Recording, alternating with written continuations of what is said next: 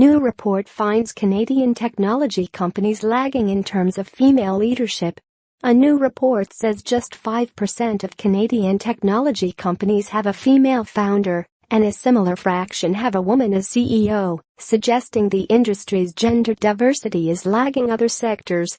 The study, co-authored by PwC, the Mars Discovery District and non-profit MoveTheDial, also indicates that women comprise 13% of the average Canadian tech company's executive team, while 53% of firms do not have any female executives. The new figures released on Wednesday, based on research and analysis of more than 900 companies, suggest there is less representation of women at the helm in the country's tech sector than in the broader Canadian corporate world. Jody Kovitz, founder of MoveTheDial, says that as technology becomes intertwined into every aspect of modern life, it is critical both men and women, and other diverse views, have a voice in shaping its decisions. We have a long way to go in tech in terms of advancing women to the leadership table, Jody Kovitz says on the heels of the release of a new report.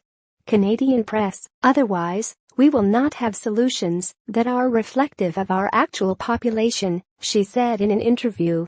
We have a long way to go in tech in terms of advancing women to the leadership table. The study comes less than a month after the Canadian Securities Administrators released its latest review of female representation, which showed that at least 62% of companies had at least one woman in an executive officer position. The CSA's review of more than 600 issuers also found that 14% of total board seats were held by women. That's compared to 8% of board seats at Canadian technology companies, according to the report released Wednesday, which Kovitz says is the first and most comprehensive study of its kind.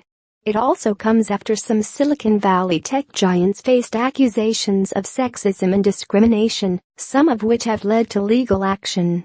Last week, 3 female software engineers sued ride-sharing company Uber for allegedly discriminating against women and people of color. In August, a male engineer at Google wrote a memo which attributed biological differences between men and women as the reason why we don't have 50% representation of women in tech and leadership. The memo, which was denounced by Google CEO Sundar Pichai, went viral. Tanya Van Biesen, the executive director of women's advocacy group Catalyst Canada, says there seems to be a bro culture in some technology companies that is at best ambivalent and at worst, aggressive towards gender inclusion. That whole technology ecosystem seems very unfriendly to women and somehow seems to be lagging the thinking of even some of our oldest industries, like natural resources and banking, which is really surprising, Van Biesen said. Women comprised 23% of directors in the utilities and pipelines industry and 16% in financial services, compared to 9% in technology, according to the most recent gender diversity report by law firm Osler. The chair of the Ontario Securities Commission, Maureen Jensen, said last week it might be time to strengthen its measures to get more women on boards after little progress. The OSC does not have the authority to impose a specific target or quota for gender diversity, but she said the regulator is looking at options such as requiring companies to set a target and disclose progress meeting it.